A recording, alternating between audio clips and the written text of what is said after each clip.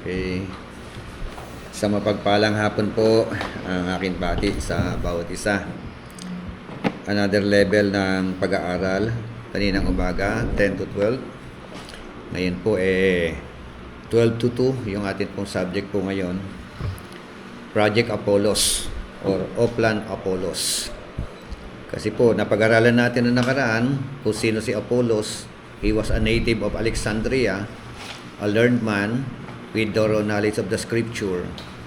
At nung marinig po ni Priscilla at ni Aquila yung pangangaral ni Apollos, Priscilla and Aquila invited him, no, to join, no, parang gano'n, no, to join na mag-aral.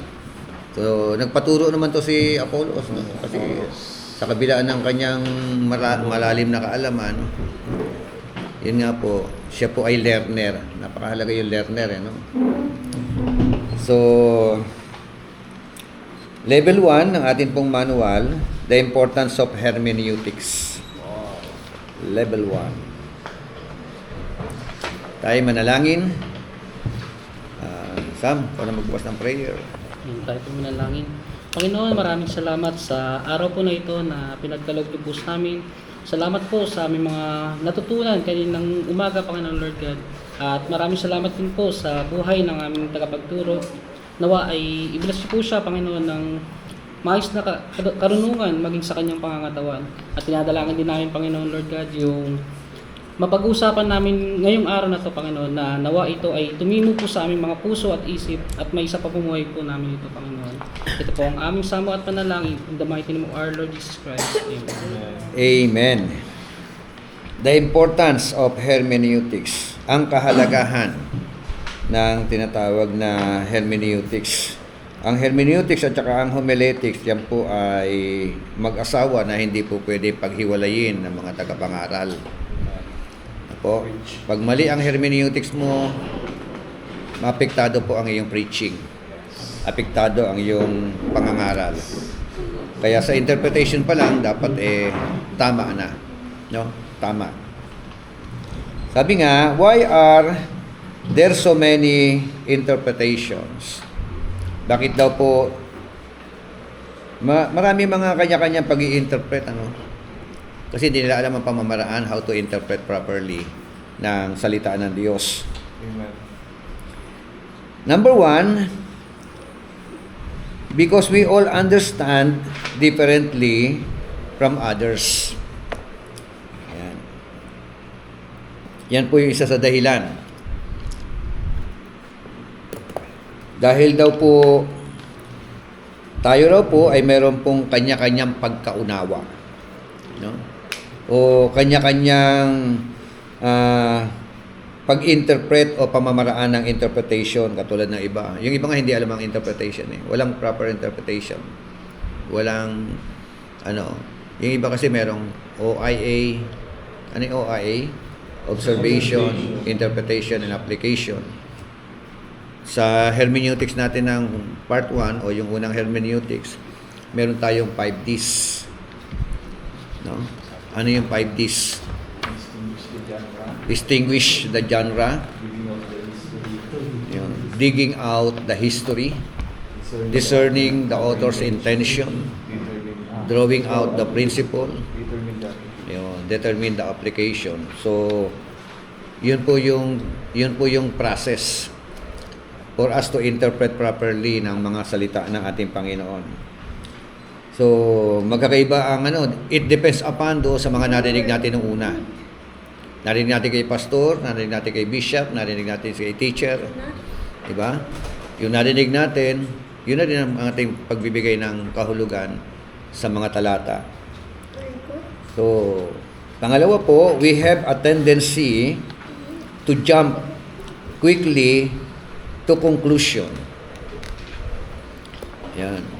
Jump quickly to conclusion. May pa na kagad natin tawag na conclusion. Meron ka ng kumbaga sa hatol. Di ba? So, subukan nga natin. Pakibukas to yung John chapter 12 verse 32. John 12, 32.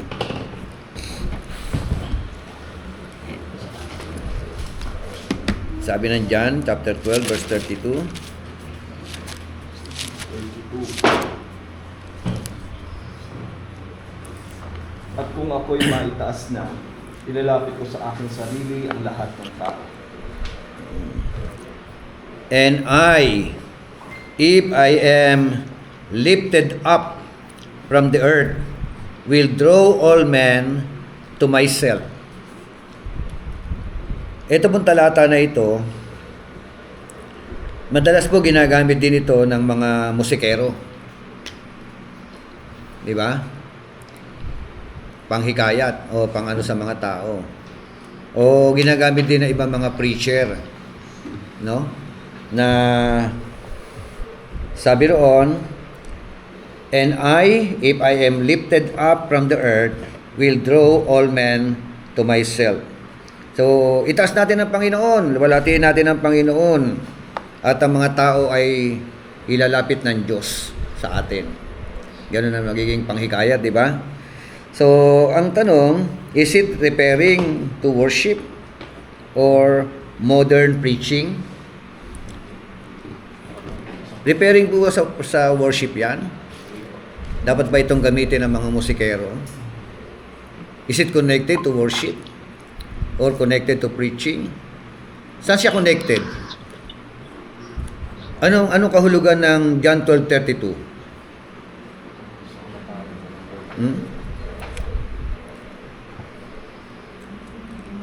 Anong kahulugan?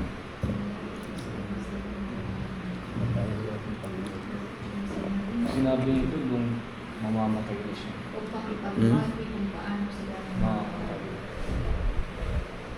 So, hindi siya sa worship. hindi siya connected sa panghamon o paghamon ng mga worshiper, ng mga song leader, no? In connection to worship. Saan siya nakakonect? Ano ang ibig sabihin ng John 12:32? Ministry ng Panginoon. Ano yung ministry ng Panginoon?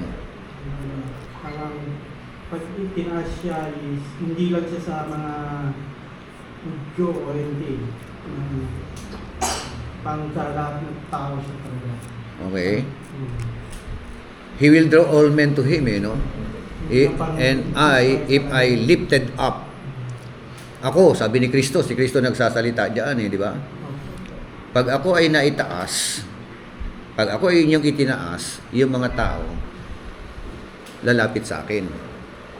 Magsisilapit ang mga tao. So, ano ang ibig sabihin ng mga talata na yan?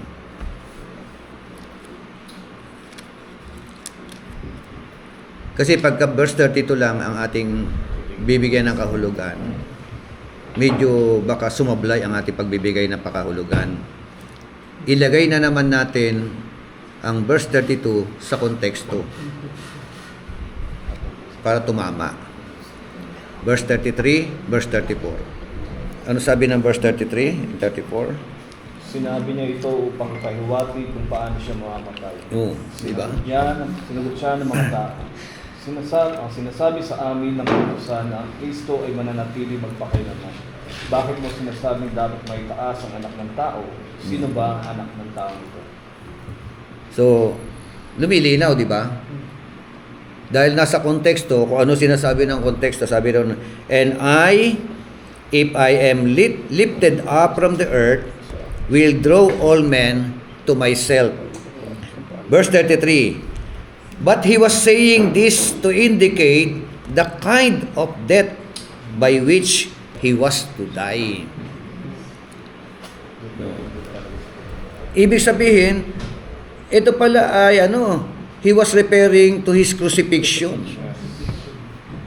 Di ba? Yun ang no? Sabi niya, when he could lifted up to the cross. That is the meaning. Ang sinasabi niya ay merong koneksyon sa kanyang pagkamatay. Na kapag siya ay ipinako na doon sa krus ng Kalbaryo, when he was lifted up on the cross of Calvary, yung mga tao lalapit sa Kanya. Amen. Yun ay simula ng paglapit ng mga tao sa Kanya. Diba? So, isang talata na medyo nagagamit sa hindi tamang paggamit. Di ba? Dami yan, kaya we all understand differently from the other. Kasi marami sa atin hindi alam ang proper interpretation. Hindi alam how to interpret properly ng mga salita ng Diyos.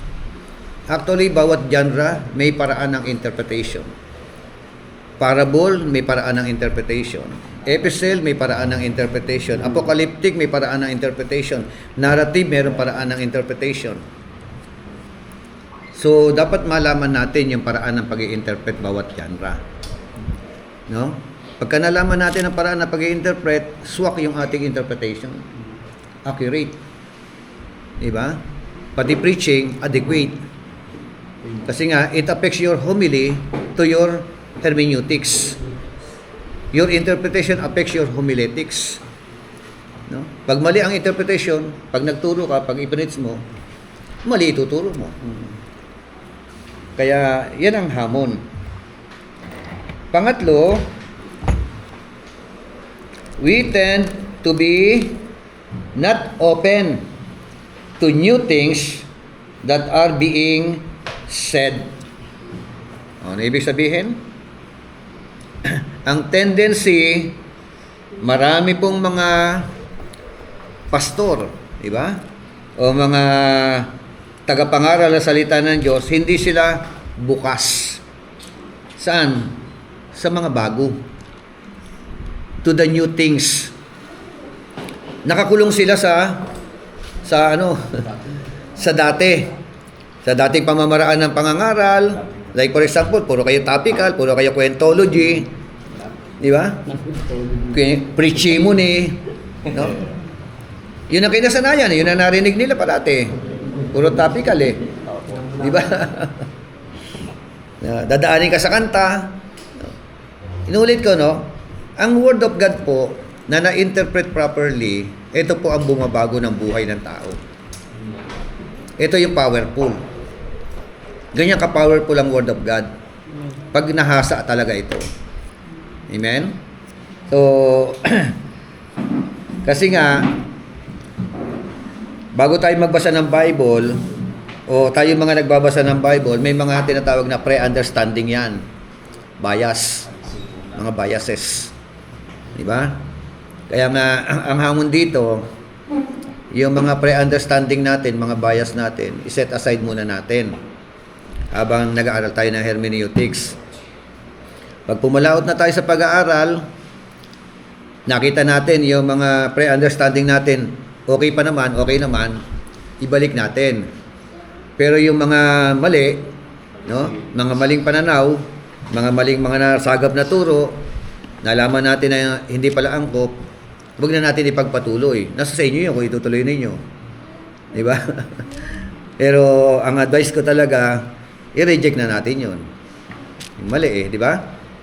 So, sandamakmak po yan eh, ng mga talata yan eh. Katulad halimbawa, ginagamit po yung yung 635 o 638 ng ano ba to? Lucas 6:38 ng Lucas ay ng tama, pakibasa nga po. 6:38.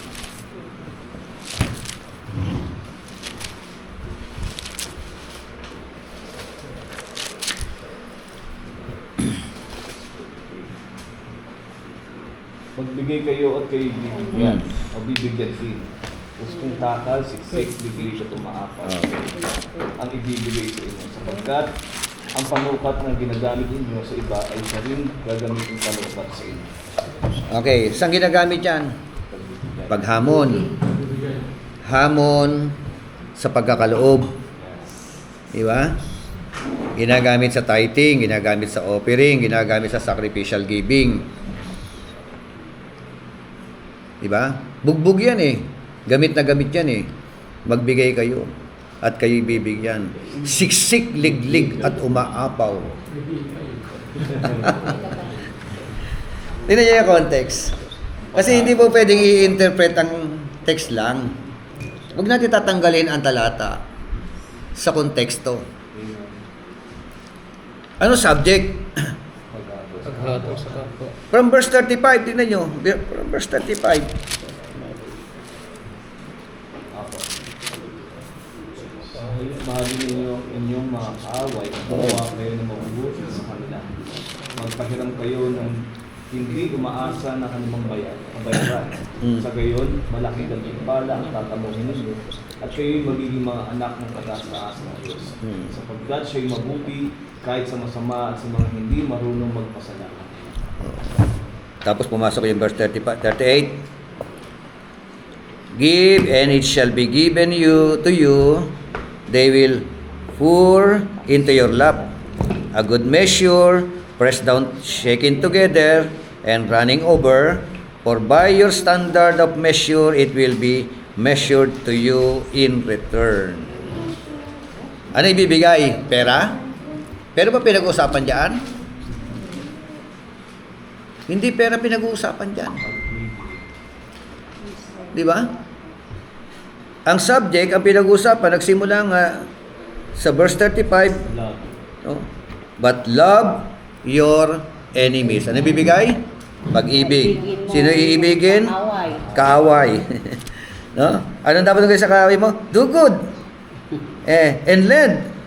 Expecting nothing in return. No? And your reward will be great. And you will be sons of the Most High.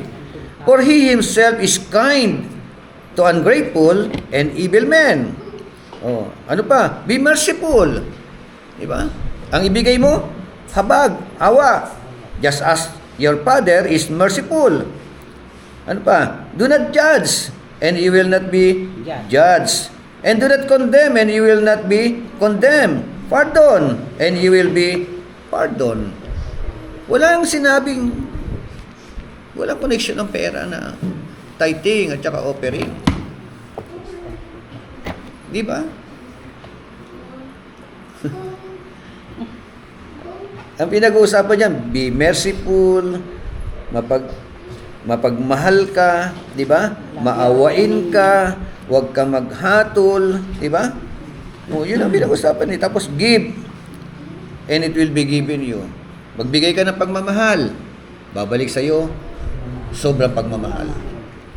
Di ba? Magbigay ka ng pagpapatawad, babalik sa iyo pagpapatawad. Di ba? Magbigay ka ng habag, ang babalik sa iyo habag. Di ba? Sowing and reaping lang yun eh. Magbigay ka ng galit, ang aanihin mo puot. Di ba? So, ito po yung tinutukoy talaga ng verse 38. Siguro, Bishop, kaya na ano sila kasi sa NLT, yung bandang dulo ng 38, the amount you give will Yun. determine the amount you get back. Yun, the amount you give eh. O, kaya nga, amount of love. Amount of Okay, pwede na forgiveness. amount. Di ba? Pag sinabi amount, Kaya, kala nila, pera-pera usapan. Kasi may amount. Oo, di ba? Kasi hindi porket amount yan, money matter. Di ba? kaya doon talaga natin. Kasi, yun nga, parang sowing and reaping lang talaga yun. No? Magtanim ka ng galit, putang na anihin mo. Di ba? So, ayun ko kung ilang beses natin nagamit yan sa paghahamon, sa offering, sa tithes. Kahit sa ano sa kanta. Ano yan sa kanta sa kahit sa offering. Yun nga kasi yung mga pre-understanding natin, narinig natin noon, sa mga preacher noon, di ba? Ginagamit nila. Kaya nagpapasa-pasa. Kala natin yun na ang talagang interpretation. Di ba yung if two or three gather together in my name, the Lord is in our midst. Eh hindi po fellowship ang pinag-uusapan doon. Walang connection sa fellowship yun. Di ba? Pero gasgas yun. Gamit na gamit yun. Dahil sa prayer meeting. Yeah, prayer meeting na dalawa, tatlo lang kayo dumalo. Yan, ganansya na lang. Pampalakas ng loob. Pampalakas ng loob. Palakas lang na ng loob eh. Biblical naman. Pinag-aralan nila. totoo. Ano po sabi doon kasi dapat, di ba? Ha? Pag lima pwede. Pag lima pwede. Sabi doon. Yes. Kapag Apat na lima yun. Sabi kasi apat. Ako din. Kung may dalawa o tatlo doon, ay mali Yung- yun. Pag lima ka pa 10 pwede. Yung Pilipos 4:19. Kaya hindi na- Di ba gasgas din ang Pilipos 4:19? And my God shall supply all your needs according to His glorious riches in Christ Jesus. Pati yung ano. Actually, si Paul ang may sabi nun eh. Yes. Di ba? Di po sa lahat. Paul was saying, ang sabi ni Paul, and my God shall supply, no, all your needs. Specific. Sino sinabihan niya? Yung mga Kristiyano na giver. Di ba? Yun ang prayer wish ng man of God. Di ba? Para sa mga Kristiyano mapagbigay, sumusuporta sa gawain ng Panginoon, sumusuporta kay Pablo. Eh, paano kung kuripot ka? Nasasabihin mo. may Tapos, kasalan. and my God shall supply all May my God shall supply na.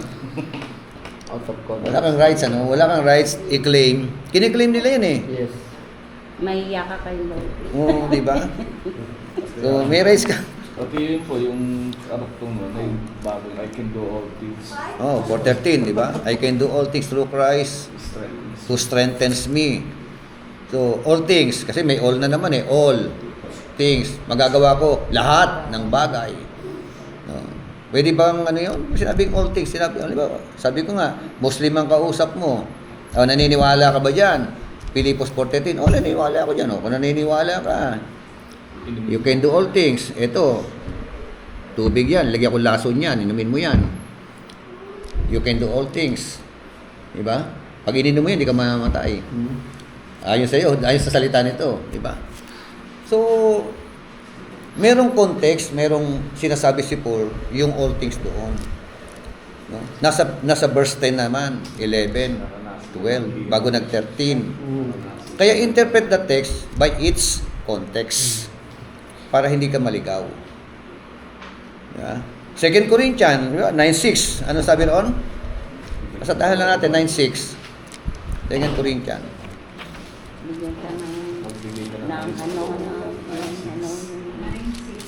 Ito ang ibig kong Nasa. sabihin. Ang nagtatanim ng kakaunti ay ani ng kakaunti. At ang nagtatanim ng marami ay ani ng marami. So, saan connected? Tithing? And offering? Sa mga kapatid na mga kailangan. Merong subject yan eh. Merong Pagtulong sa mga sacrificial giving yan. Pero gamit Ang proceed ng pera, pagtulong sa mga kapatid sa pananampalataya. Hindi tithes yan. Hindi offering yan. Gamit na gamit sa ano. Yan ang kanilang sandata. Panlaban sa... Kaya nagbibigay sila, ginagamit yung talata na yan, magbigay kayo bukal sa kalooban, hindi napipilitan lang. Kaya bukal sa kalooban ko, kumita ako ng 100,000, nagbigay ako ng 500, bukal sa kalooban. 100,000 kinita mo. Bigay ka 500. Eh, yun ang bukal sa kalooban ko eh. Sabi ng 2 Corinthians 9:6 eh. No? So, hindi po yun ang ano eh. Ano po context niyan? Tulong sa mga kapatid. Kapatid. Yun nga eh. Sabi ng verse 9, chapter 9, verse 1, for it is superfluous for me to write to you about this ministry to the saints. For I know your readiness, of which I boast about you to Macedonians, namely that Achaia has been prepared since last year, and your zeal has stirred up most of them. But I have sent the brethren in order that our boasting about you may not be made empty in this case, so that, as I was saying, you may be prepared. Otherwise, if any Macedonians come with me and find you unprepared, we not to speak of you, will be put to shame by this confidence. So I thought it necessary to urge the brethren that they would go on ahead of you to you and arrange beforehand your previously promised bountiful gift, so that the same would be ready as a bountiful gift and not affected by covetousness. Now this I say, he who sows sparingly will also reap sparingly, and he who sows bountifully will also reap bountifully. Verse 7, each one must do just as he purposed in his heart, not grudgingly or under compulsion, for God loves a cheerful giver. The context is all about sacrificial giving. Pagtulong sa mga kapatid. No? Iba mo, kung gamitin niyo pa yun sa tithes and offering, bahala na kayo. Bahala na kayo. Diba? Sa inyo na yan. Pero kung buhay si Pablo, diba? Magre-react yan. Diba? Okay. Ilang talata pa lang yung no? Number 3, number 4 na, no? We have a tendency to understand the part and not the whole. Ganyan tayo na palagi, no? Binibigyan ng pakahulugan yung isang talata. Nulit ko, for you to interpret the text itself. Ibalik mo sa pinanggalingan, sa konteksto, para ma-interpret properly. Amen? Huwag po natin i-interpret na hihiwalay natin siya. So, okay? It is the whole that gives the part the meaning. Amen? So, meron siyang context. Tama? Mga pinagsama-samang context, meron siyang chapter, may kapitulo. Amen? At bawat kapitulo na nagsama-sama, meron siyang libro. At bawat libro, meron po siyang pinupukusan. No? Yung isang libro na yan, halimbawa, Book of Mark, pinakikilala si Jesus Christ as servant. Diba? Yun ang kabuuan ng libro. Kaya pag binasa mo ang Mark, ang bilis ng pacing ng mga ministry, ng mga paglilingkod, walang genealogy dyan. Diba? Walang kwentong dyan, lahi-lahi. Trabaho kagad, ministry kagad. Pag binasa mo ang Book of John, pinoportray ni John si Kristo as the Son of God. Amen? Matthew, pinoportray ni Matthew si Christ as King of the Jew. Diba? Luke, Son of Man. Diba? So, may kanya-kanyang Number 5, we tend to read our ideas back into the Bible. We tend to read our ideas back into the Bible. Kaya madalas ganito, pagka nagba-Bible study kayo, cell group, tanungin ng leader, ikaw kapatid, ano pagkakaunawa mo sa talata na yan? Yung tanong na yun, para bagang yung idea niya ang gusto mong palabasin. Yung laman ng utak niya ang gusto mong ilagay doon sa talata. Ang tawag doon, eisegesis. Iba ang exegesis sa eisegesis. No?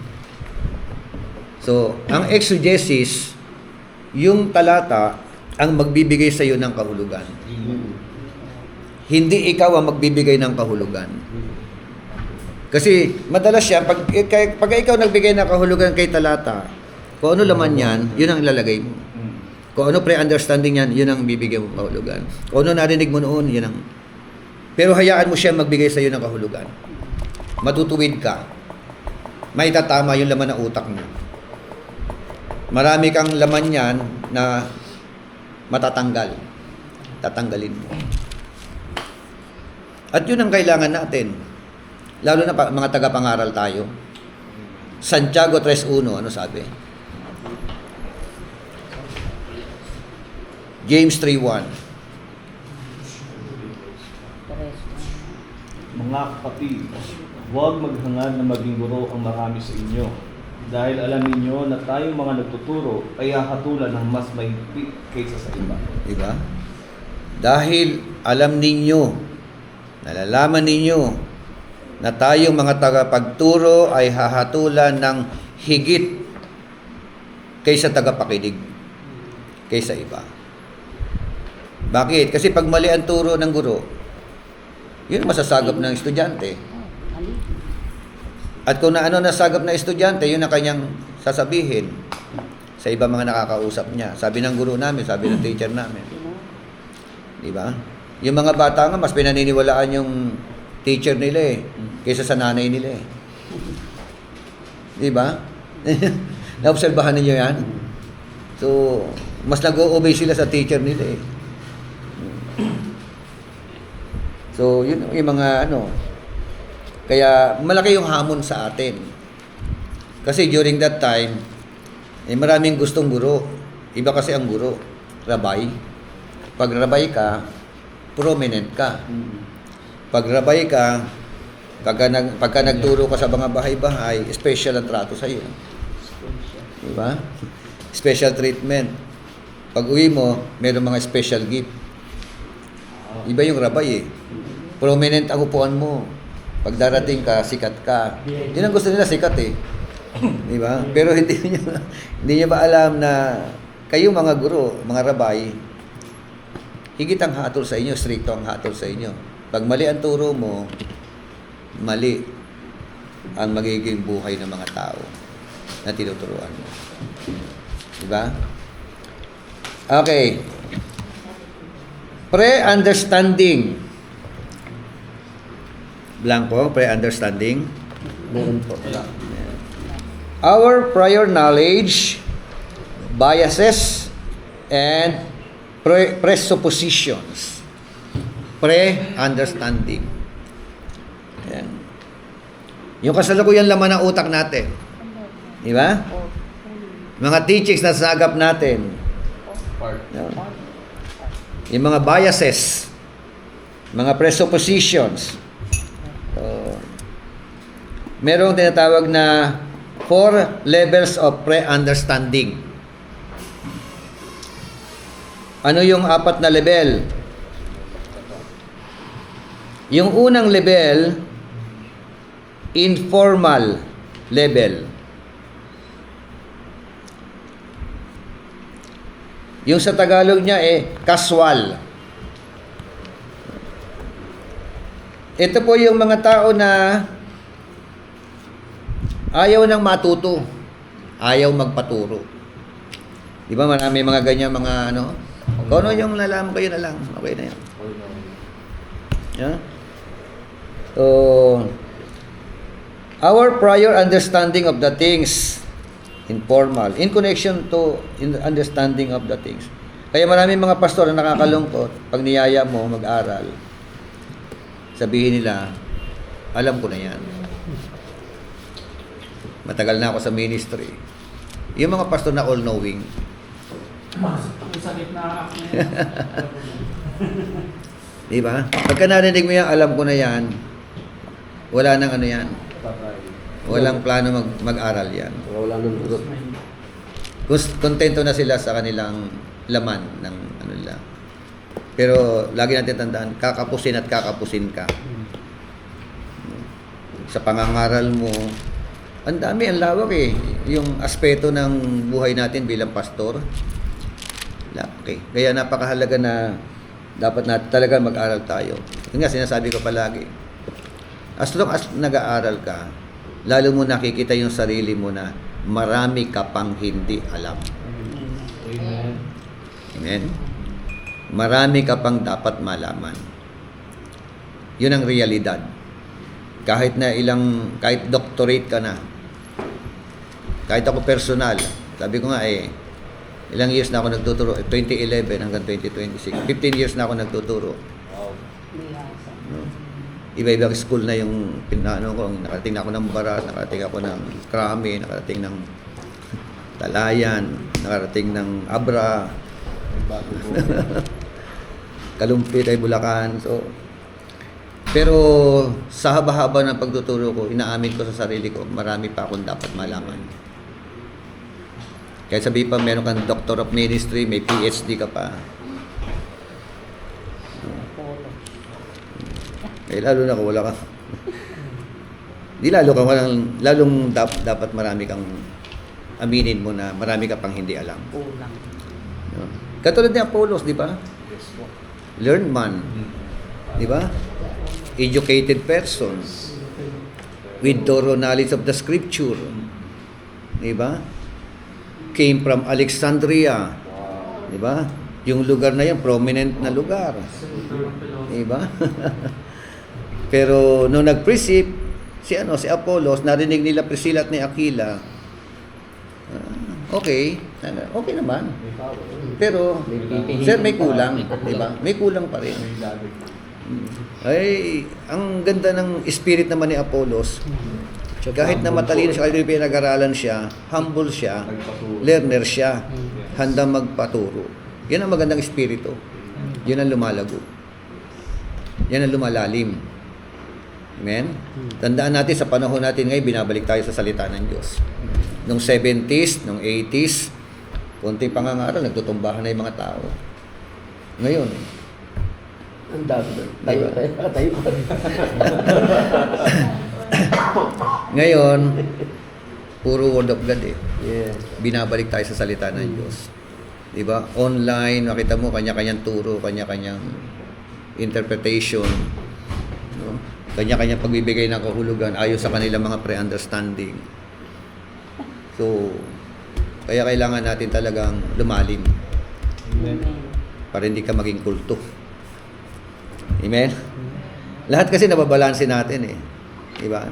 Lahat ng teaching, hindi ka extreme sa prosperity gospel, hindi ka extreme sa miracles, hindi ka extreme kay grace. Puro grace Puro love.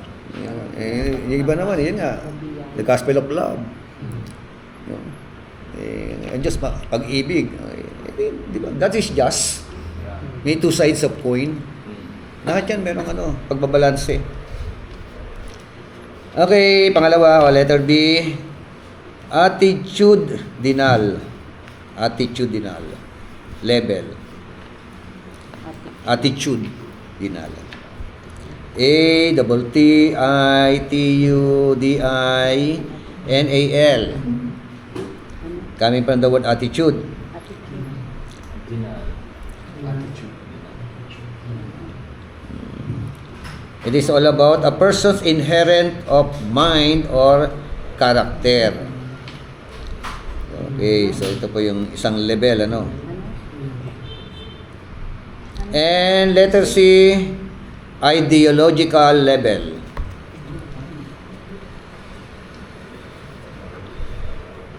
Pag sinabi kasing attitude, may kinalaman sa pag-uugali, di ba? Attitude nga or sa loobin.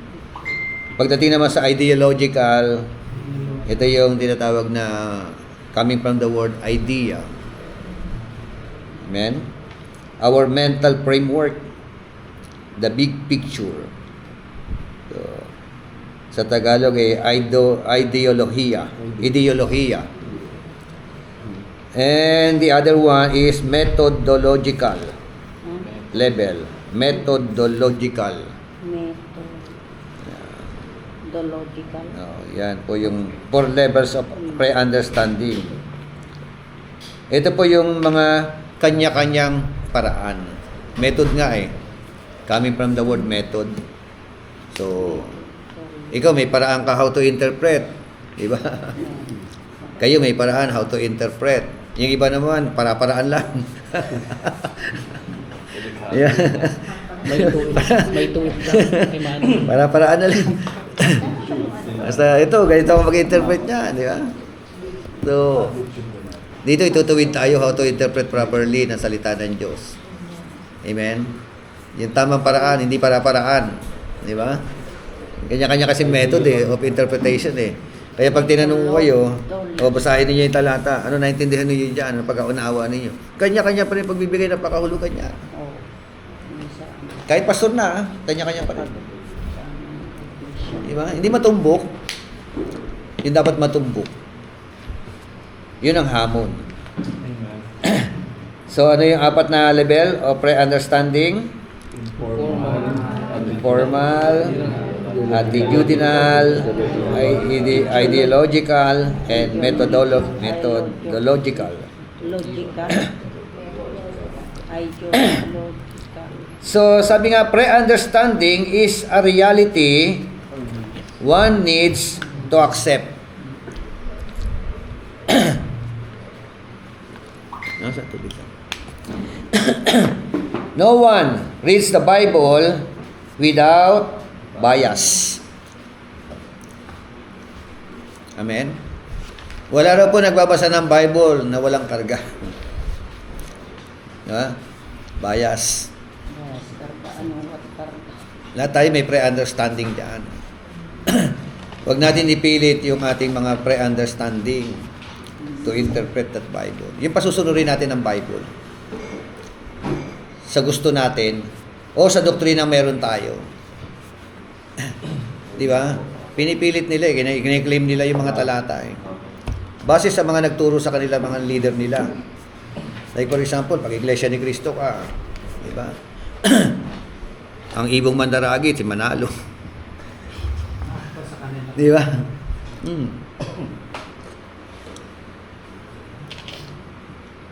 Interpret it properly, yung ginagamit nilang talata kung sino yung ibong mandaragit doon.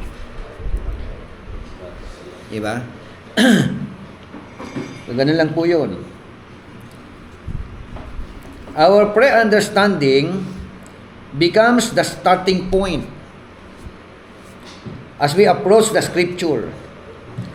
But we need to allow the Bible Is correct. to challenge, no? Or correct, no? Or change these biases, no? Sabi nga yung ating mga paunang kaalaman, yan po yung starting point kung paano po natin ina-approach o approach ang scripture. Pero lagi natin tandaan yung scripture, no? The scripture. But we need to allow the Bible. The Bible itself. Amen? Kahit na yung mga tradisyon natin, mga dati nating alam, dati nating lifestyle, dati nating mga tinatawag na mga dating pagkaunawa. Kailangan po natin laging inaangkla yan sa salita ng Diyos. Tradisyon man yan, pamahiin man yan, everything, di ba? So, and you will know the truth, and the truth shall set you free. Amen? Biblical. Pag nagdoktrina tayo, dapat sinususugan ng mga talata. Okay. This goes back and forth until the question we ask is the question the text seeks to answer. This is called the hermeneutical spiral. Yan. Tawag dito hermeneutical spiral. Ano yan? Punta tayo sa hermeneutical spiral.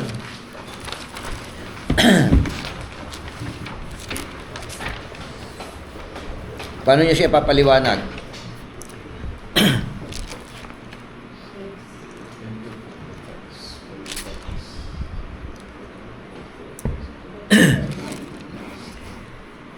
Nasa left side yung interpreter. Tama? Nasa right side yung text. Ito pong talata ini-interpret ng nagbabasa. Di ba? Paano mo siya mai-interpret properly? di ba merong question Apo. sa talata? Yung question na ito, gagamitan mo po ang talata ng 5W and 1H. Where, when, who, What, when, why, why, how. who, how. Sige nga, subukan nga natin. Gamitan nyo ng ng ano. 2 Corinthians chapter 2 from verse 1 hanggang 11. Ito yung context. Context po yan na naman.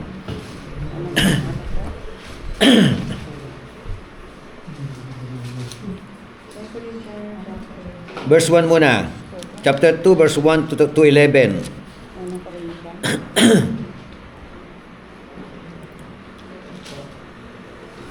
Una ka rin ba? 2 Corinthians 2, verse 1 muna. Ano sabi? Pakibasa po. Sapagkat pinasya kong huwag na munang pumunta riyan upang hindi kayo muli madulutan ng kalungkutan. Sa English version, but I determine this for my own sake, that I would not come to you in sorrow again. 5W, 1H. Ano yung unang W? What? Who? Who ba? O sige, tanungin ninyo yung verse 1. Nasaan? Boss? Sa pamamagitan ng tanong na who? Pablo. Oo. Paul. Huwag na munang pumunta riyan. O, tanong, anong proper question? Sino sumulat? Sino, pwede. Sino ang sumulat? Ano pa? Sino ang nagsasalita? Oo. Sino yung nalulungkot? Di ba naman di ba, no? Dito, baka ano ka na, Sino inaasahang pinatawad? Ang magpatawad? verse 1 pa lang, di ba? Ang dami nang kagad tanong. O gamitan mo ng ano, why? Yung tanong na why. Bakit? Chapter 2 po. Bakit nagpa siya si Pablo na bumisita sa kanila? Oo. Ano pa? Bakit? Bakit? Bakit Bakit ipinasya ni Pablo na hindi mo Hindi mo na napunta? Yun, di ba? Bakit, di ba? Bakit bakit na ipinasya niya na wag muna, postpone muna yung kanyang pagpunta. At Oh. bakit sinabi niya hindi mo na siya pupunta dahil malululutan ng kalungkutan? So dito pa lang, no? Kaya nga, tanongin, pagka kasi ikaw hermeneutician ka, matanong ka, Lalabas mo tayo. oo. At yung tamang tanong, merong tamang sagot. Pag tama ang tanong mo, So, sa verse 2, for if I cause sorrow, who then makes me glad? But the one whom I made sorrowful. Si Pablo pa rin nagsasalita. No? So, anong mga tatanong? Halimbawa, ginamitan mo ng tanong na when. Kasi meron pang when, where, What? di ba? Who? Why, who, 5 yan di ba? So, pag ginamitan mo ng ibang tanong, kasi pag yung tanong po natin, pag gumagawa ka ng sermon, madalas, yun na rin na nagiging tema. Pumapasok na sa tema yun. Di ba? Kaya madalas ang tema, may tanong. Patanong. Di ba? Okay. For if I cause you sorrow, who then makes me glad? But the one whom I made sorrowful. Oh, sige, lagyan niyo ng tanong.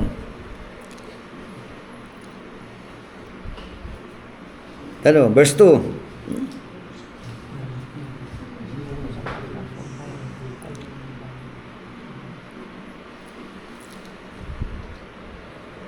Sino na nagbibigay ng kagalakan sa kanya? Ha? Sino nagbibigay ng kagalakan kay Paul? Yung mga Kristiyano. Di ba? Yung church na kanyang inaalagaan, yung kanyang sila yung nagbibigay ng kagalakan. Sila rin nagbibigay ng kalungkutan. Kailan siya nagiging malungkot? Di ba? Kailan siya nagiging masaya? Di ba? Yan, no?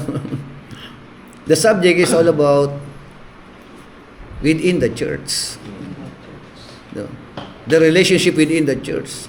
Malalaman nyo, may problema ba rito? Bakit ganun? Bakit ulit-ulit na sinasabi niya yung salitang sorrow? Ulit-ulit yan. Di ba? So, grabe po yung heart mo dito sa church ng Yes. Di ba tayo mga pastor kapag merong dispute, pag may problema, ang una nalulungkot tayo eh. Di ba? Meron tisod-tisod, may umaalis, nalulungkot tayo eh. Pero kapag masaya ang mga miyembro, mayroong harmonious relationship, nagmamahalan, laging dumadalo sa gawain yung mga miyembro, tayo yung una nagiging masaya. Sila nagpapasaya sa atin. Pangalawa sa pamilya natin eh. Tama ba? Pangalawa sila sa pamilya natin. Kaya madalas tayo mga pastor, nandiyan tayo sa gate, naantay natin dumating yung mga tao. Amen? I-pray ka na. Alam mo kung sino yung absent. Di ba? Alam mo kung sino yung tinutubuan na sungay dyan. Di ba? Kasi may mga paborito silang kuwan. Oo nga. Ano nakamarka na yan? Siyempre talaga tayo siya nakaupo. Pag wala sila, alam mo na. Oo. Alam mo na yun. Basta pumapwesto eh, di ba? Wala maingay sa church, alam mo na. Kaya dito, naiipit si Pablo rito sa dalawang faction. Di ba? Nakita, may problema yan eh. May problema kaya paulit-ulit yung sorrow eh. Verse 3, "This is the very thing I wrote to you, so that when I came, I would not have sorrow from those who ought to make me rejoice." Di ba? Ito na naman, yan na naman eh. Kasi nga eh, sa pagdating ko, no, ayoko magbigay ng kalungkutan, di ba? O ayoko malungkot. Doon sa, Mga tao. dapat na magbigay sa akin ng kagalakan. Di ba? Having confidence in you, all that my joy would be the joy of you all. Verse 4, "For out of much affliction and anguish of heart, I wrote to you with many tears, not so that you would be made sorrowful, but that you might know the love which I have especially for you." Sumulat ako sa inyo, di ba? Sabi rin, ano? Anong nararamdaman niya nung nagsulat siya? Ha? Kalungkutan. Ang puso ko'y puno ng kalungkutan. Kalungkutan eh. Anguish of Pag-aalala. pag-aalala eh. Ng sulatan Punong-puno pa pa ng luha eh, di ba? Maraming luha ang Basta tumulo. siguro yung pala ni Pablo. Iyakin talaga si Paul, ano? Kasi may problema sa church. Sabi ng verse 5, "But if any has caused sorrow, he has caused sorrow not to me, but in some degree, in order that not to say too much to all of you." Verse 6, "Sufficient for such a one is this punishment which was inflicted by the majority." Pumapasok na yung problema. Ano sabi ni Paul? Sufficient. Ano yung sufficient? Enough na. Parang ganun. Yung punishment na ipinataw ninyo ng karamihan sa inyo. Yeah. Verse 7, "So that, on the contrary, you should rather forgive and comfort him. Otherwise, such a one might be overwhelmed by the excessive sorrow. Di ba? Yung advice niya, no? Meron silang itiniwalag. Oo. May itiniwalag. Pero hindi masaya si Pablo na may mamawala. Oo, bawat every single soul mahalaga sa Yes. kanya yun. So, yung itiniwalag na ito, nagkasala, kaya itiniwalag. Pero later on, repentant na siya. Yeah? Repentant na. Gusto na magbalik loob. Kaso pinapatawad Pero, pa nila eh. pero yun nga, ayaw tanggapin ng iglesia. Nawawala. Parang yung nangyari sa akin doon. Sa Taiwan, Oo nga, Mm. wala siya. nagkaroon sila doon. Kasi siyempre wala silang church. Oo. Mag-boyfriend girlfriend nandun sa Taiwan. Kaso nakagawa sila ng bagay na Oo. ang ginawa sa kanila, ang Tiwalag. doon, hindi sila titiwalag. Walang papansin sa kanila. Matindi. No? So, Nakakahalo man. parang, Kaya namin sutuloy yung isang member ko, yung ate na bakit ganun. oh, matinding punishment yun, ano? Talagang ganun pala dun sa DIL Taiwan. Oo. Na pag nagkasala ka, tapos nasa ganun sa bababa, binaba na nga, di ba? Binaba. Pero lahat ng member, hindi ka papansin. Hindi ka kakamayan? Hindi ka makamayan, hindi ka rin Grabe. Matinding punishment yun. Hindi, maghanap ka lang na iba. Talagang, ano, Dapat pagkaroon ng nagkaroon. Happy mo, tatanong pa. Matindi pa sila sa kay Lord. Sabi ng Diyos, ang hindi magpatawad ay hindi Oo, magpatawad. hindi Ang Diyos sa lahat. Sila na yung Diyos ng church, ha? Hindi na si Lord. Wala na yung compassion. Totoo yun. kaya si Paul, nasa gitna siya eh. Maring ang senaryo, lumapit na itong tao na ito na nagkasala sa church. Kuha. But they denied. Hindi nila tinanggap. No? Kaya, wala siyang ibang choice kasi wala namang ibang simbahan that time. Eh. Hindi katulad ngayon, marami simbahan na po pwede lipatan. Di ba? Isa lang. Corinthians. Corinthian Church lang, isa lang yan. Eh. Like may second Corinthians. So, nagbabalik loob na, ayaw tanggapin. Naganap siya ng padrino. Yun ako sabi Si sa Pablo. Opo. Malakas yung pag-ibig. Padrino. Kaya, ito yung cause ng pagsulat niya. Ito yung dahilan ng pagsulat niya. Ang lupit ng introduction niya na. No, puro soro eh. Naku, Ang galing niya po. kayo nagbibigay ng kagalakan sa akin, di ba? Kayo rin. Kayo rin naman po pwede magbigay sa akin ng kalungkutan. So, yun ang mga banat ni Paul eh, no? Kaya, ito yung advice niya, ito yung payo niya sa church na ayaw magpatawad. Sabi nga sufficient for such a one is this punishment, which was inflicted by the majority. Sufficient na yun, enough na yun. Tama na. Sabi ni Paul, namamagitan na ako sa inyo. Tapos sabi sa verse 7, so that, on the contrary, sa kabilang banda, you should rather forgive. Di ba? And comfort him. Otherwise, such a one might be overwhelmed by excessive sorrow. Ganda na advice niya, di ba? Enough na, sufficient na. Patawarin nyo na, aliwin nyo na. O, di ba? Kasi pag hindi nyo pinatawad at hindi nyo inaliw, baka magpakamatay na yan. Di ba?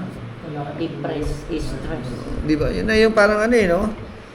Tapos sumunod pa, verse 8. Wherefore I urge you to reaffirm your love for Him. Forgive, comfort, mas matindi pa. Reaffirm your love for Him. Di ba? Parang ibalik ninyo sa Kanya yung dati ninyong pagtingin sa Kanya, pagmamahal sa Kanya. Iparamdam ninyo ang pagmamahal ninyo sa Kanya. Pastor Fred, pangalawang preaching daw. Di ba? FB. Genesis kanina, ay FB. Pangalawang preaching na daw. Opo. Di ba? Tatlong ano yan, tatlong Jackson. ano sinasabi naman. Ano yan, sermon outline.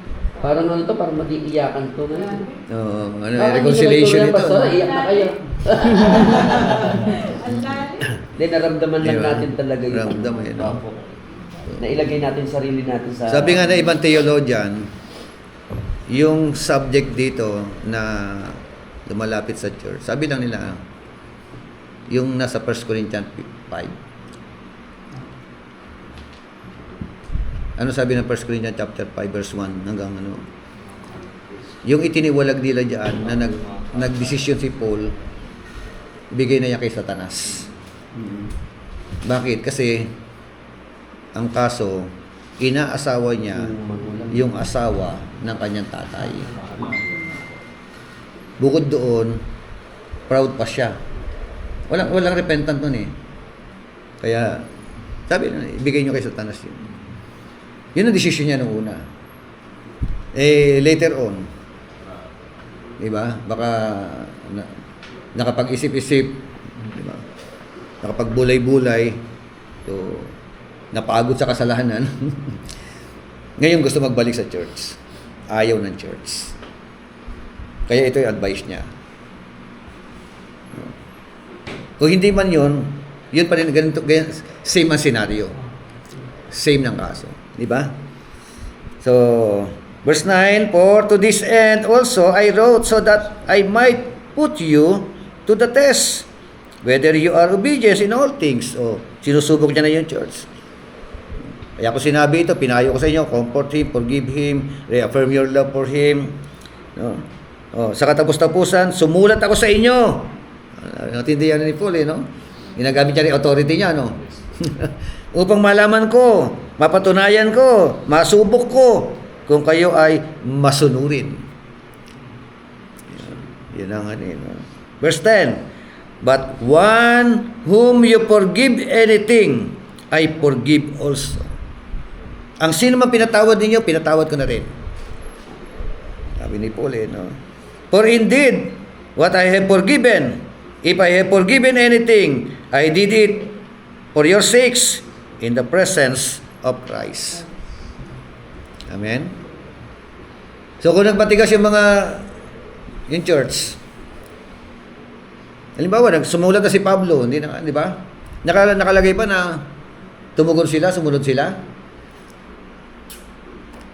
Sa advice ni Paul, parang wala, ano? Pero may warning siya, verse 11. Sabi na verse 11. Malamangan sa sana sapagkat hindi naman sa kanyang makalala. Warning, di ba? So that no advantage would be taken of us by Satan, for we are not ignorant of his schemes. Amen? So, kung hindi magpapatawad, sino nagtatagumpay? Si Taning. Schemes of Satan yan. Taktika. So, ayan. 5W, 1H. Yun po yung ano. So, ito si interpreter, tinatanong ang talata. Kaya papunta doon sa talata, di ba? May question. No, yun po yung ano. Ngayon po, matapos mong tanungin ang talata, babalik kay interpreter. Di ba? Babalik kay interpreter. Gagamitin. Siguro next week ko na lang gagamitin blackboard, ano. I-illustrate ko sa inyo yung ano. Yung spiral na ito, no. Kasi meron 3 words sa ano. So, matapos bumalik doon sa ano, kasi pumapasok dito yung 5 Ds. Distinguish the genre, digging out the history, discerning the author's intention, drawing out the principle, and determine the application. So, ganyan lang po. Ikaw ang interpreter, punta ka sa talata, no? Para malaman mo ang talata, merong mga tanong. tatanungin ng talata. Pagka na tapos mo siya ma-interpret, ibabalik mo siya sa mundo mo. Yun ang spiral. Ganun. No? So, kailangan natin dyan makita. Number 6, we tend to indiscriminately apply passage to support our beliefs. Yung tendency, no? To support our beliefs. Ito yung tendency, no? Indiscriminately apply passage to support our beliefs. So, meron kasi tayong tatlong mundo, world of author, world of text, and world of reader. Lahat yan may isa-isayin natin yung mga ano na yun, mga tatlong mundo. Mahalaga maklaro natin yun. Ang world of author, ito yung panahon na kung saan sinulat ng author ang talata. Nung magawa na ang talata, mundo na ng mga talata. No? So, at merong mundo ang tagapagbasa. Current, panahon natin ngayon. Kaya, may mga talata sa Bible hindi applicable sa atin. May mga talata diyan just for history only. No? May mga ano sila tradisyon na hindi applicable sa atin. May mga kultura sila na hindi applicable sa atin. So kailangan sisipatin natin yung mga yun. Hindi lahat yan applicable sa atin. Kung applicable ang kanilang way of service or worship during that time, lahat tayo magdadala ng hayop. Di ba? Every Sunday. Para ialay. Hindi na puno ng hayop. Di ba? Hindi, mukhang hindi mapupuno. Yung times pa nga lang, hindi may padala. Wala na nga. Mamimili ka na lang. Dala-dala, puro baboy.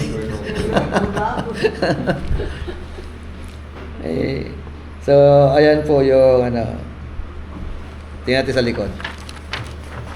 Principles of interpretation. Hermeneutics is the science and arts of interpreting the Bible. Science and arts. Sa Tagalog, agham. At saka, sining. O, di ba? Kaya, ganyan pala ang hermeneutics, no? Agham at saka sining. As science, it articulates principles and investigates the laws of thought and language. So, bilang agham, kinapapalooban daw po ito ng mga principles. And not just only a principle. Bilang agham, kailangan ng proper investigation.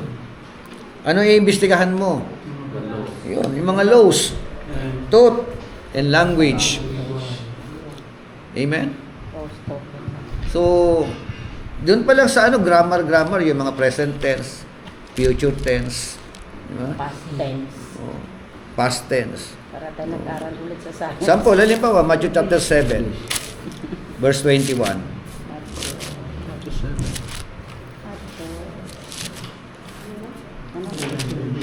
7:21 to 23.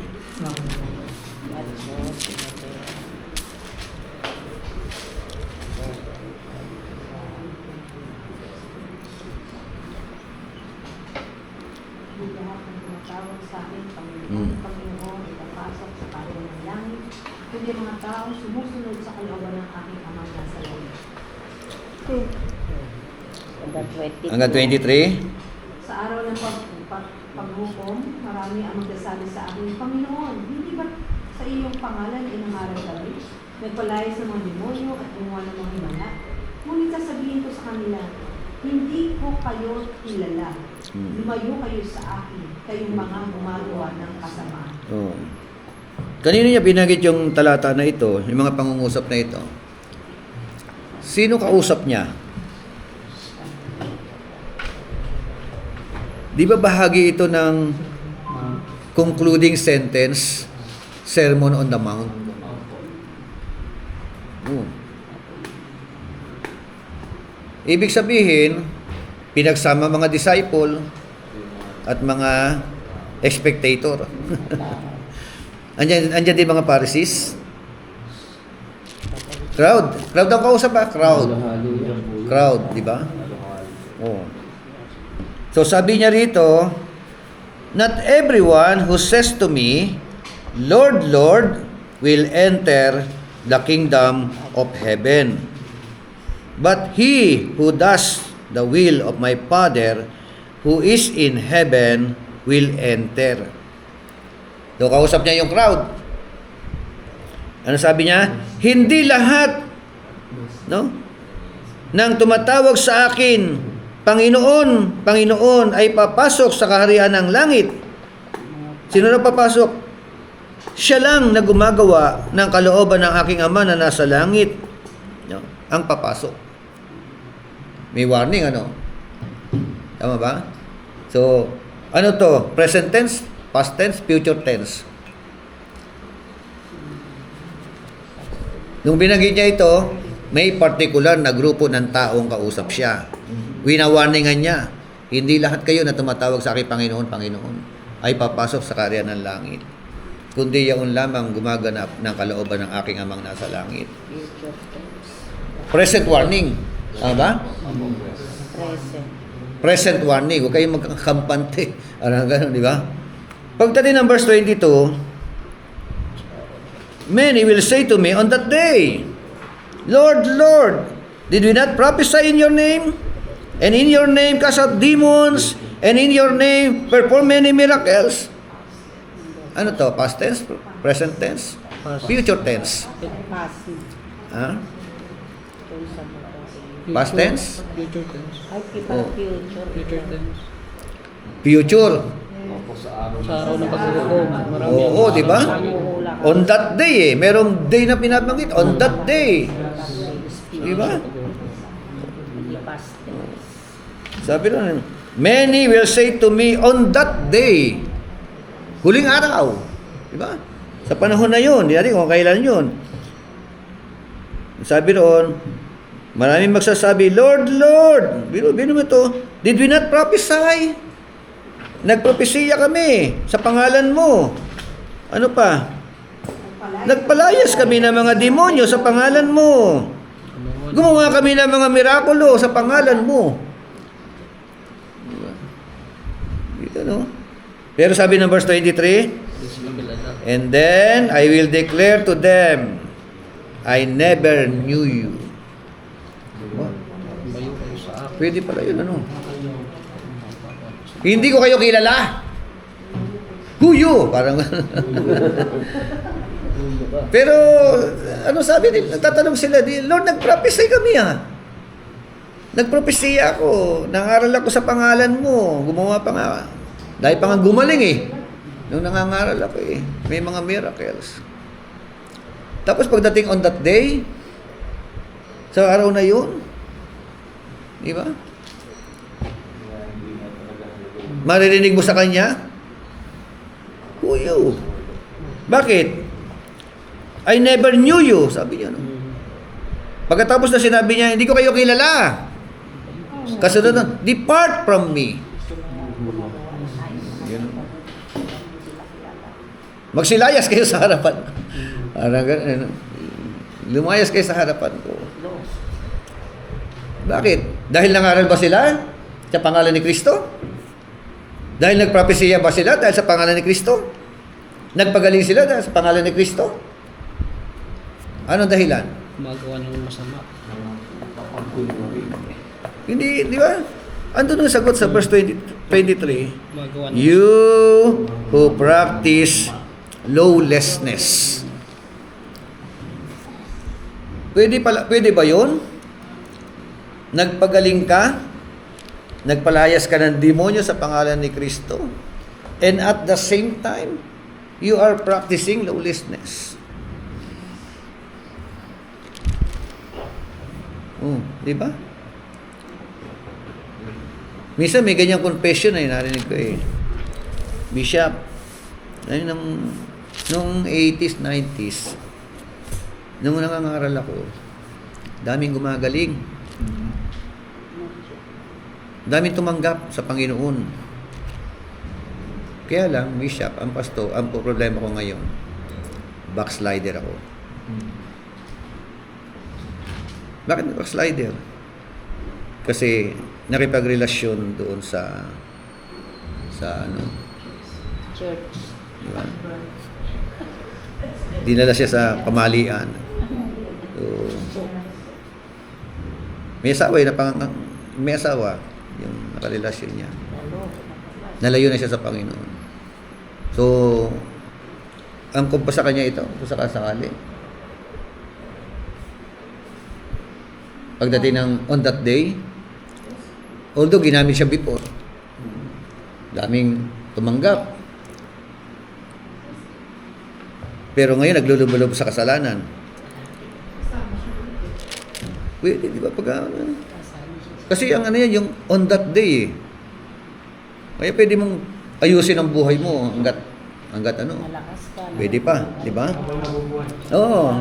Kasi pag inabutan ka ng kamatayan na mamuhay in a wicked way of life, lawlessness, ito maririnig mo dyan. Kahit sa...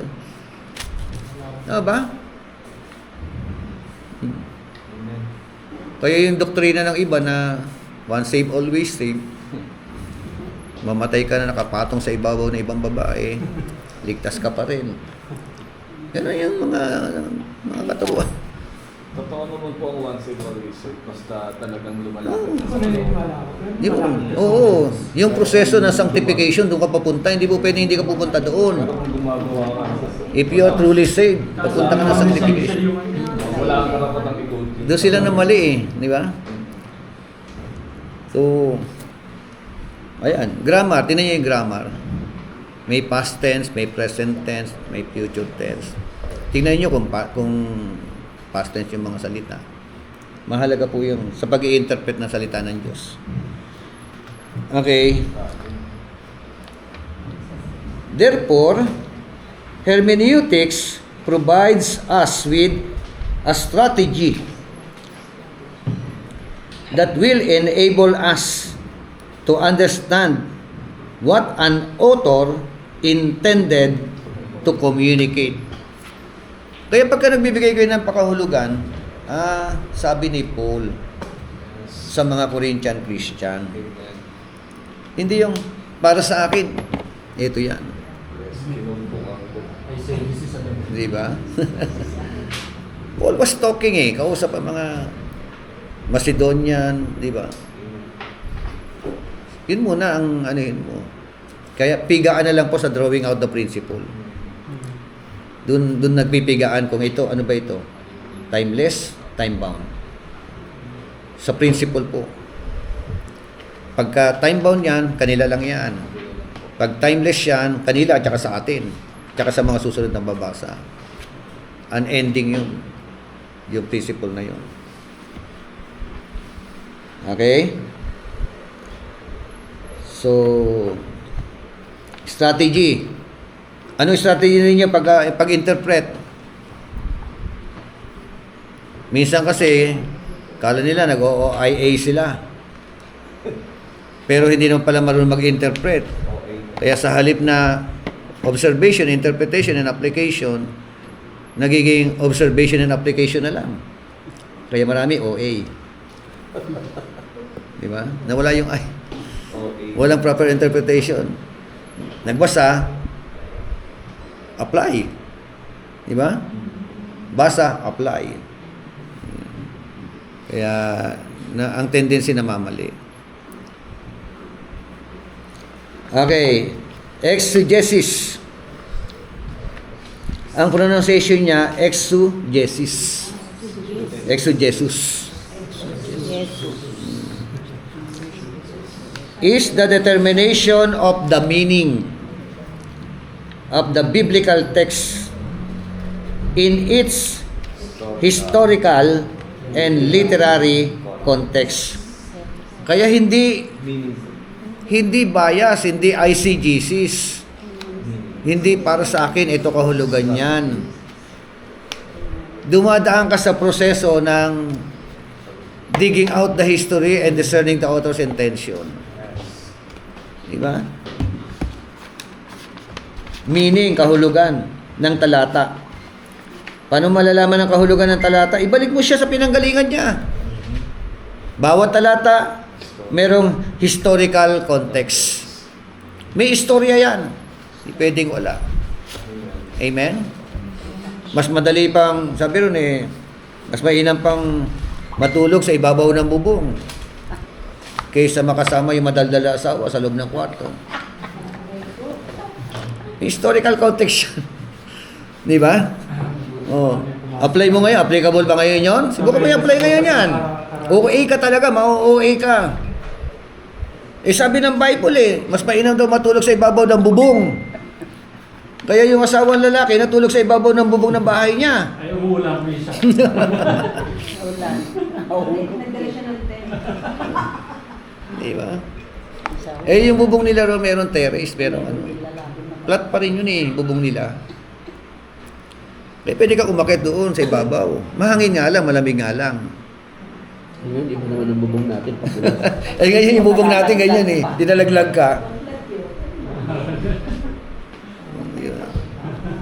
Kita nyo. Open lang. Kaya, ma-OA ka talaga. Libre airport. Di ba meron pang nabasa ko sa yung mas mainam ang gulay na inihaing may pag-ibig kaysa sa matabang baka na inihaing puno ng galit. Kawikaan na naman yan, di ba? Yung mga kawikaan Tingnan mo yaong langgam, ikaw taong ubod tamad. Pamumuhay niya'y pagmasdan mo at nang ikaw ay mamulat. Ubod ng tamad. Tamad na nga, ubod pa. Ano ba yan? Wala na siyang paglagyan ng kanyang Puro tulog. Mas masarap ang Puro tulog. Oras sa pagluluto. Dito tayo, exegesis tayo. Tapos sa luto, Diba? tulog na naman. So, if hermeneutics consists of the principles by which the meaning is determined, exegesis is the actual interpretation of the text. Actual interpretation of the text. Yan ang exegesis. Yeah? So, magpinsan yung dalawa. Hermeneutics at saka exegesis. Di ba? Si homiletics at saka sa hermeneutics mag-asawa, kaya magpinsan naman ito dalawa.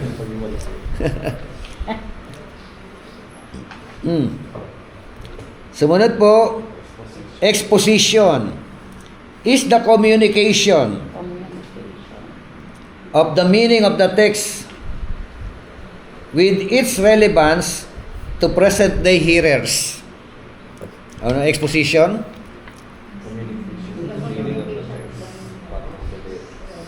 Pagko-communicate. Ano yung communicate mo? Yung karanasan mo? Yung kwento ng buhay mo? Di ba? Maraming mga pastor ganyan Naubos yung oras. Oo. Basahin natin ang talata, bumasa ng talata. Ang problema, binasa lang. Walang interpretasyon ng talata. No? Nagpaikot-ikot na. Kumanta, nagtumbling. Yeah. Nagkwento. Hindi mo na yung mga performer? Hindi, nag-aaral naman po yun ng homiletics. Di ba? Wala na sa urna. Ang i-communicate mo, yung kahulugan ng talata. Tignan mo Yung kahulugan. Hindi yung buhay ng may buhay. Dati, may nakausap ako, nag-preach eh. Ang pinipreach niya, ang buhay ni Alma Moreno at saka ni ano. Yung magaling mag-basketball, sino yun? Naging ano ni Alma? Ay, si ano yun? Hindi. Joey Marquez. Marquez. Yun ang ano kwento. Ano ba yun? Chismis yun eh. Hindi yung talata ang ano nakapagbibigay ng buhay ng tao, bumabago ng buhay. Hebrew chapter 4 verse 12. Diba? Pero kung mas maganda rin po ba na ang gagamitin mo, ibuhin mo lang na lang mismo. Huwag na mo rin. Oo, tama. Pwede mong i-illustrate ang buhay mo. Yung mga experience. Yes. Pero- In connection to the text. Sa talata. Kung buhay mo, Yes, good. Magandang tanong yun. Depende sa hinihingi. Oo. Kung may connection sa talata, kung makakatulong to illustrate yung para i-push mo lang yung dinidiinan mo. Illustration. Pero, Huwag mag-i-stay Para sa- ikwento mo na yung buhay mo ng buong buo. Nawala na yung talata. Nawala na yung Talata. Pero nga, puro Oo. kanta eh. Kinatahan na lang kinatahan. experience ng iba. Kasi ano naman. Totoo yun. May ano. So, sa ano, si- Yung mga karanasan natin na yan, inaano lang po yan. Kumbaga sa ano, pinapalinaw lang po yung mga talata na gusto natin linawan. To illustrate, illustration lang po yun. No? Hindi para ikaw maging bida. Kasi iba, siya na yung bida eh. Hindi na yung talata na bigyan ng buhay. No? Ayun lang. Okay? And, yun nga, communication. Two types of exposition. Number one, homiletics. The science and art by which the meaning and relevance of the biblical text are communicated in preaching situation. Oh. Agham at sining. Diba? Anong agham at sining? Na kung saan yung kahulugan at saka yung katuturan ng talata. Di ba? Para yung mga tagapakinig ngayon, maunawaan. Malaman nila, maging klaro sa kanila.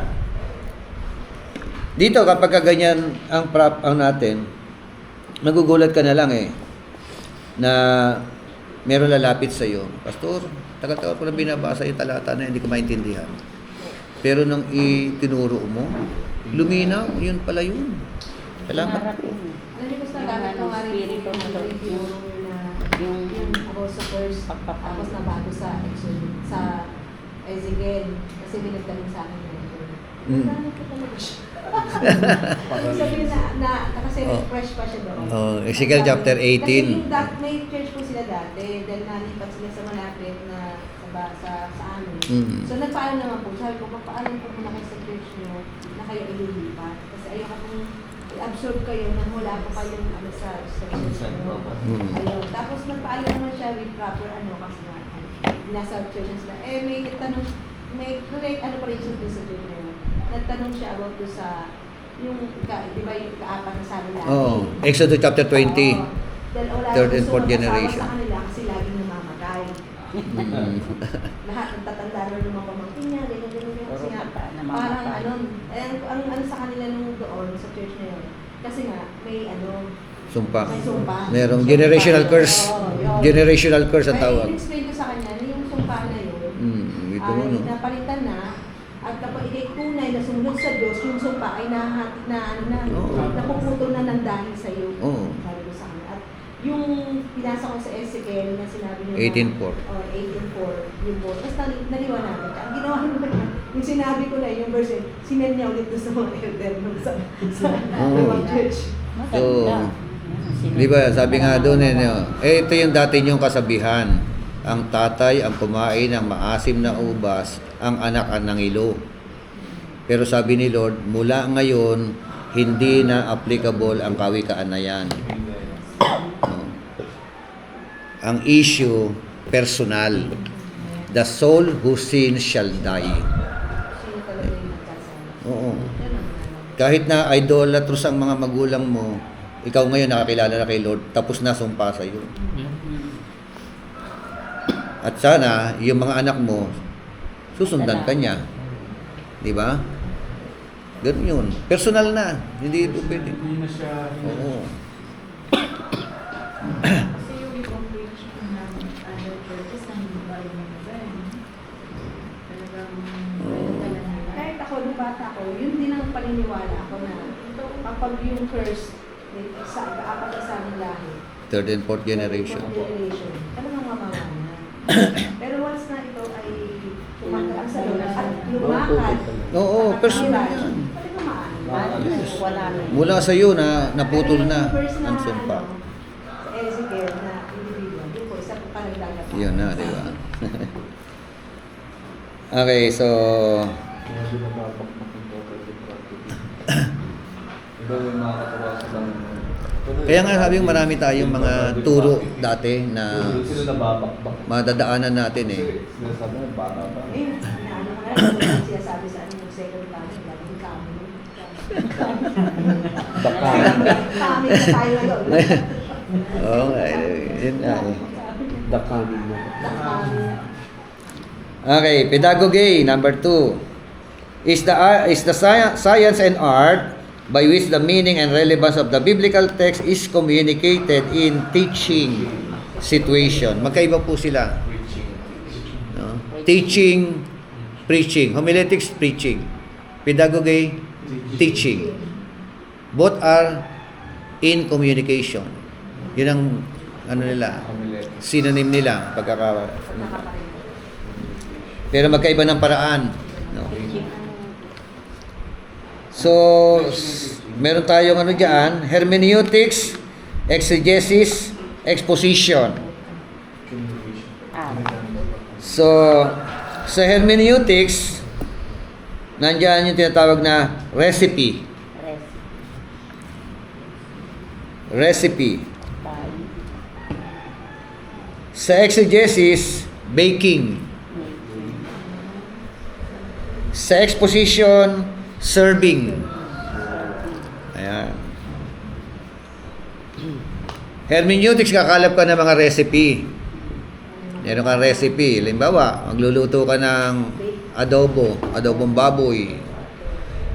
Ano mga recipe niyan?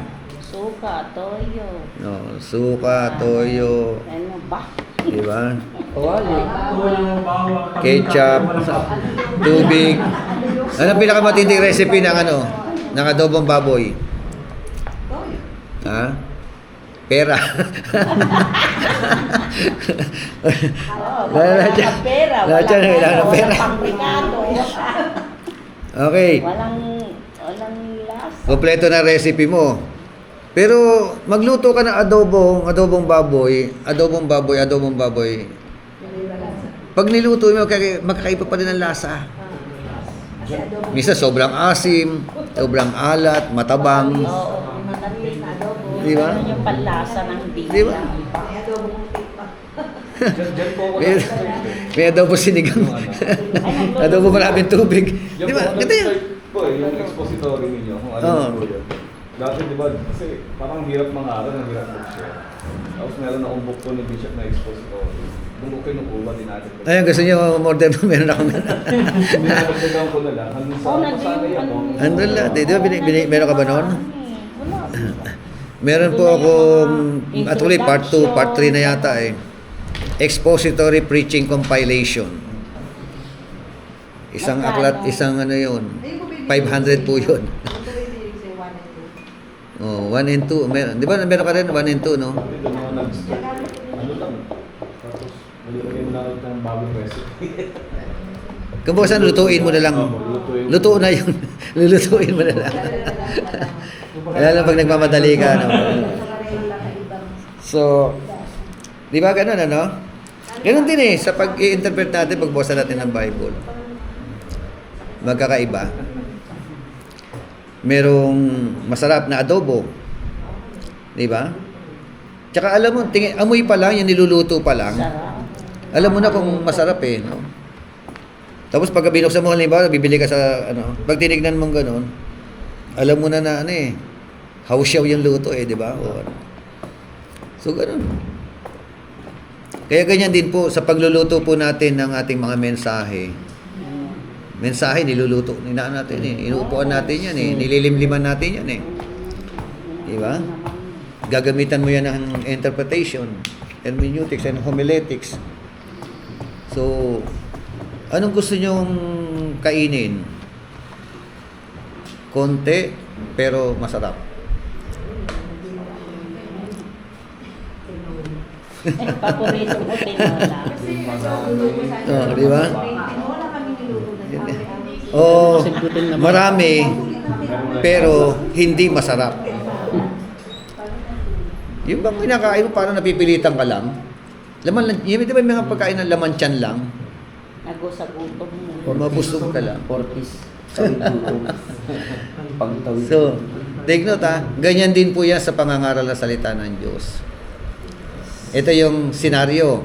Bawa, 3 kayong preacher sa church ha, sa isang church. Kapag ka itong magpipreach, ang daming dumadalo. Pag ito, Ayaw konti. na.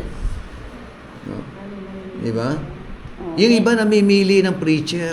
Pero kami Nagkakasala kapatiran sila. dito, di Tama ba? ba? Pag yun nag-preach, Oo. di ba? Meron kapatiran dito. Kasi kapag ka ikaw nangangaral ka na walang kabuhay-buhay, Inaan. aantukin ng mga miyembro.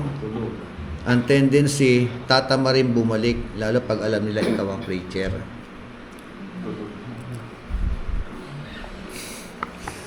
Di ba? So, ang hamon sa atin, pagbutihin natin ang ating preaching ministry. At ito po ang isa sa pagpapatibay, pagpapabuti ng ating preaching ministry. For us to interpret it properly, for us to preach is dynamically.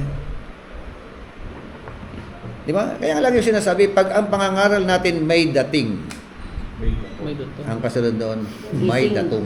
Gising ang nakikinig. Ba? Huwag kang umasa, nagkaroon ka ng bisita, politician o businessman, tapos nag-preach ka, aasahan mo babalik. Dumedepende yan sa pangangaral mo. Dumedepende sa pag-approach mo yan sa kanila. Hindi ka na babalikan niya kapag ka hindi na pagpala yan. Pag kayo na-invite, mag-preach sa ibang simbahan, yung unang invitation sa iyo, yun na ang magdidikta kung may pangalawa. Kasi didepende ang nag-invite sa iyo kung napagpala siya. Pero pag hindi napagpala sa iyong pangangaral, kahit sabihin mo libre ka, huwag ka na ng bayaran, makapag-preach lang ako. Hindi ka imbitahin yan. Kasi nga, hindi napagpala. Oh, okay ba mga pastor dyan? Alam na. Alam na. So, ito, recipe, baking, ito na yung pagluluto ng exegesis. No? Tapos, kasunod doon, serving. Sa pulpito na yan. Amen? Siniserve mo na. Yung niluto mo. Yung nahimay-himay mong mga salita ng Diyos. Diba? Serving na yan. Kaya dapat excited ka every Sunday. Diba? Nauunay ka ba? Pero Bishop, yan din yung hindi ko ng tawag sa Panginoon kasi totoo po yun, may preacher na dal. Oo. Talagang papunta ka sa pagtulog. Oo nga, may mga Pag ganun. ganun po kasi yung na-attenan ko, parang wala akong ganang magaling. Pero hindi ko po yung tawag sa Panginoon kasi ang mahalaga doon is yung message. Yun nga, yung kaso Pero nga, malaking oo. Ako pala talaga sa preacher, kung paano mo siya I-deliver. i-deliver. May malaki gampanin ng preacher, ng mga pastor. Parang sinabi niyo po sa amin dati, tatandaan ko yun, kapag tumayo ka, isipin mo na last day na gabi. Yung gawin mo na yung pinaka-the best. Yes. Yes, do your very best. Kailangan prepare ka talaga. Kaba na. Oh. So, recipe. Sumunod, theories. Ayun. And then, principles. Mga alituntunin. Yung theories. No? Kaya, ito po yung tatlong bagay po na ito. Sa kabilang, sa exegesis, ito yung task. So, Ang prinsipo, ang hermeneutics, pagkalap ng mga recipe, principle. Dapat may principle ka. Kaya, I would advise talaga, 5 Ds. Safe na safe. Be familiar for the 5 Ds. Distinguish the genre. Kasi genre, yung uri ng pagkakasulat. Anyo ng pagkakasulat. Every genre has its own proper interpretation. May tama pag-interpret ang apocalyptic. May tama pag-interpret ang narrative. May tama pag-interpret ang poetry. May tama pag-interpret epistles, parables. Yung mga genre binabanggit niya, major genre yan. Kasi may mga sub-genre eh. So, hindi ka maliligaw. Amen? So, yun nga. Naluto na. Masarap. Di ba? Pag isi-serve mo, masarap. Di ba? Malinamnam. Yun ang Yung ba pangangaral mo na ano? Kasi pati pangangaral yun, mahalaga yung pagtayo sa pulpito eh. Homiletics naman yun. Di ba? So, that's all. Any other question? Reaction? Tapusin ko to dito. Hermeneutical overview. Yan ang pa kayo para ano. Hermeneutics yun nasa taas. It is all about principles of comprehending the content.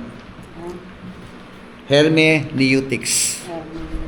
Hermeneutics. Sa Tagalog, prinsipyo ng pagkaintindi sa laman ng teksto. Pagkaunawa sa kabuuan ng nilalaman.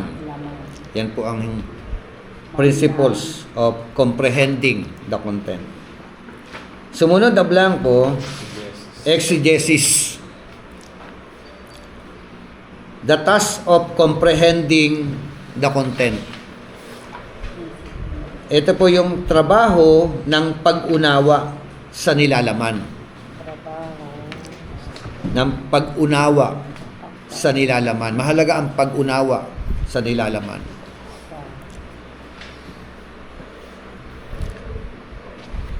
Sumunod na blanco, exposition. Ito naman yung the task of communicating the content. Ito po yung panahon ng pagpapaliwanag o paglalahad ng nilalaman.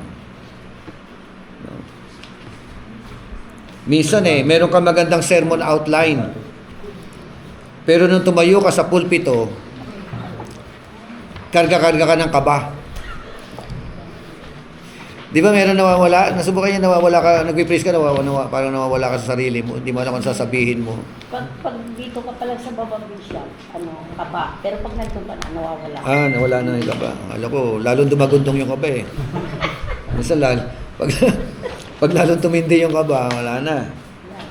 At sa kabilang banda, sa left side, homiletics. Nasa right side, pedagogy.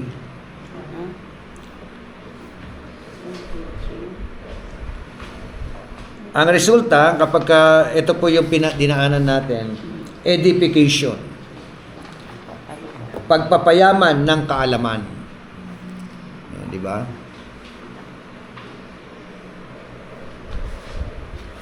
Ganyan na lang muna tayo. Tayo manalangin. Yan ang kaya question? Yan ang kayong reaction? Sige po. Ganda po.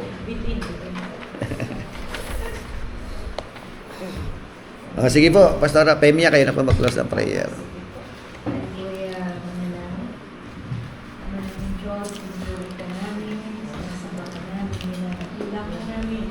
Tunay na o Diyos, maraming salamat sa paggabay at pagpatnubay mo sa aming mga inaral at salamat Panginoon sa buhay ng aming Bishop Roque. Patuloy mo siya o Diyos, bigyan ng kalakasan, katagagan, At patuloy pa, Panginoon, ang kanyang desire, Panginoon, makapagturo pa, sapagkat, Panginoon, ito ay kailangan, O Diyos, lalo higit sa amin ng mga nananabik at nagnanasa na makilala ka pa ng lubusan sa aming mga buhay, sapagkat, Panginoon, tunay nga, O Diyos, na ito ay magiging kapakinabangan sa ministeryo mo dito sa lupa at sa bawat ministeryo na itinatang niyo po sa amin.